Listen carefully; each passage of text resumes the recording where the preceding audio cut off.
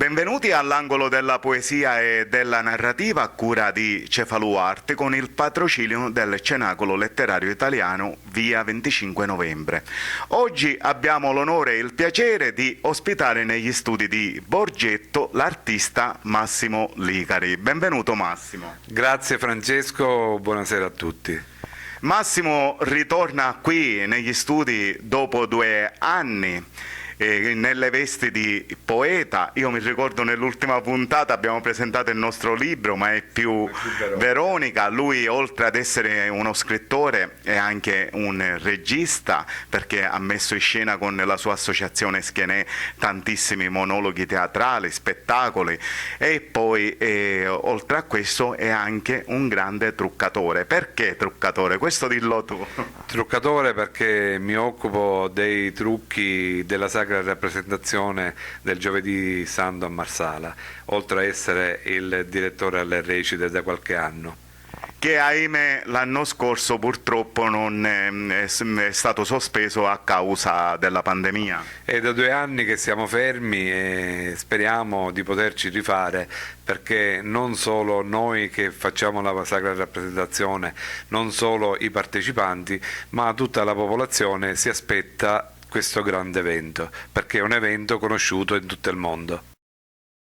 L'associazione Schenè, ma anche alcuni soci che fanno parte della tua associazione, hanno ricevuto dei riconoscimenti a questi monologhi teatrali. Sì, Elena di Sparta, scritta e interpretata da Eleonora Bongiorno, è stata riconosciuta come il primo premio nella città di Canicattini Bagni, e poi lei come miglior attrice protagonista. Aspettiamo alcune risposte da parte della giuria del premio di Caccuri in provincia di Crotone, e aspettiamo, sarà lei protagonista fra 7 di tutta l'Italia dei monologhi, quindi sarà un concorso di monologhi dove lei parteciperà con il monologo finale di Elena di Sparta.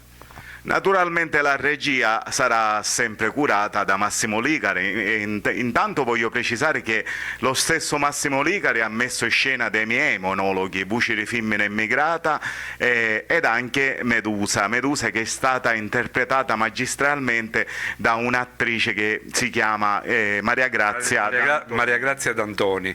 Maria Grazia D'Antoni è un'attrice emergente, però nel monologo della Studa, appunto di Medusa, ha lasciato tutti a bocca aperta, perché ci ha tenuto incollati a guardare la sua interpretazione e le proprie emozioni per più di un'ora, questo magnifico spettacolo scritto appunto da Francesco Billeci e interpretato da Maria Grazia D'Antoni. Quindi il teatro, la mitologia, la narrativa, e poi improvvisamente partecipa un Massimo Licari al concorso internazionale di poesia Città di Camporreale, organizzato dal sottoscritto, e va a vincere il primo posto nella sezione dialettale con la poesia Ubarune Orco. Intanto i miei complimenti, tu sei stato premiato la scorsa settimana. Di che cosa parla questa poesia? E poi magari l'ascoltiamo.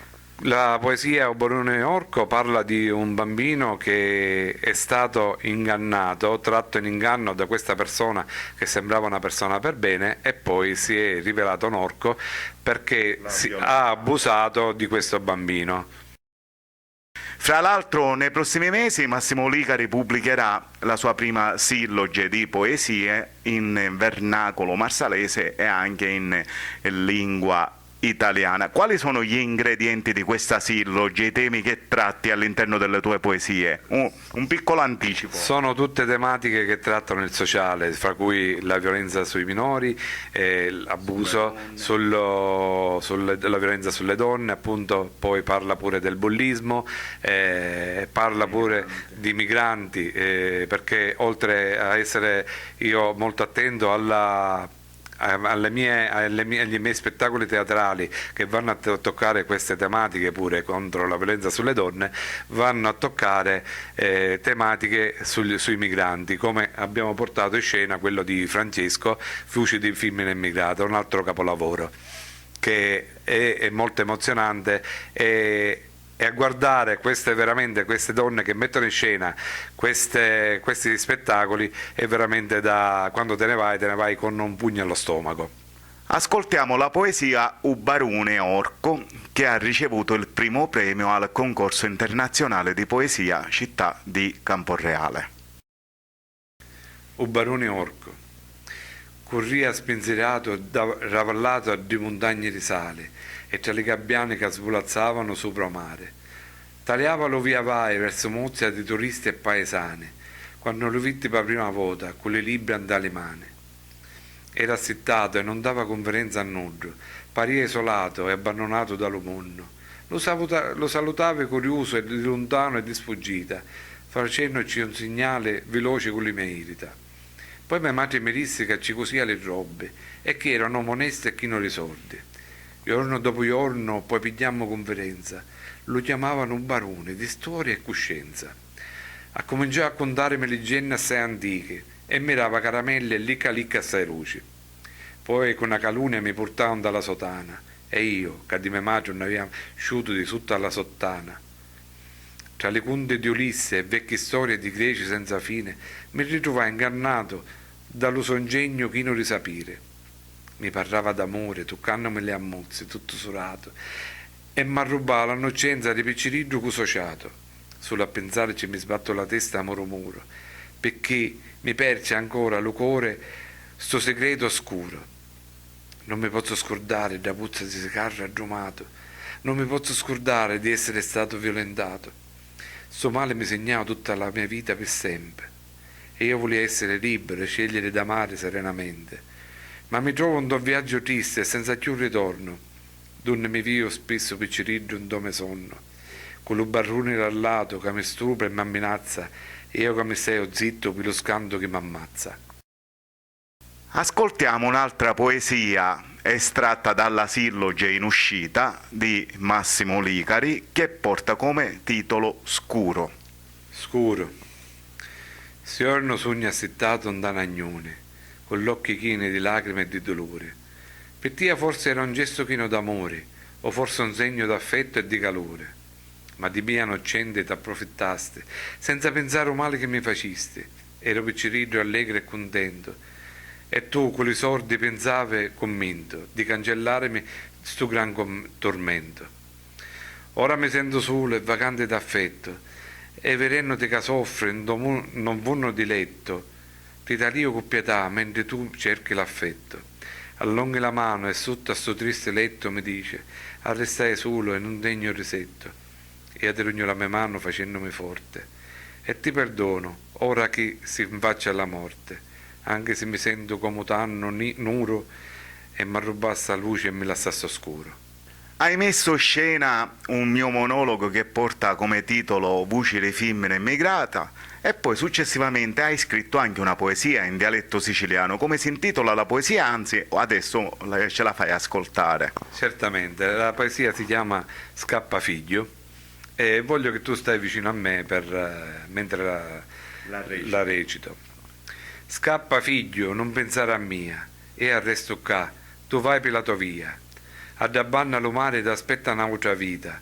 Lascia sta terra sicca, che solo sangue e guerra n'ha dato. Neanche per tutto lo mondo siamo un popolo disgraziato. Quando mogliere, madri, figli piangono sconsolate, perché di nichi li fanno soldate. Dicono che la guerra è per la religione, intanto s'ammazzano innocente senza ragione. Scappa figlio, non pensare a mia, e arresto qua, tu vai per la tua via. Stringimi ora, abbracciami, senza pensare a lume e dolore, chissà che vide sono lacrime d'amore. Vattene, non ti votare più, e io prego a Dio, a Maronna e pure al nostro Gesù. Scappa figlio, vai lontano, voglio sapere che sei vivo e non piangete nelle mie mani. Bene Massimo, è molto emozionante questa poesia, tra l'altro un tema attuale. noi siamo arrivati al termine della puntata. Io ti ringrazio per essere intervenuto qui in trasmissione. Ti invito in altre puntate, poi magari quando esce il libro lo vieni anche qui a presentare insieme a chi ti farà magari la prefazione, l'introduzione, la postfazione. Ti auguro un grosso in bocca al lupo per questa tua nuova carriera di poeta e naturalmente anche per gli altri eventi che stai organizzando. Parlo del teatro, della narrativa e di tanto altro ancora. Grazie Francesco, tu sarai sempre uno dei miei ispiratori, e quindi sarà una collaborazione che faremo, che a breve presenteremo nella nuova stagione 2022, primavera 2022, sì, con Teatri Nacria, terza edizione. Grazie e arrivederci alla prossima puntata.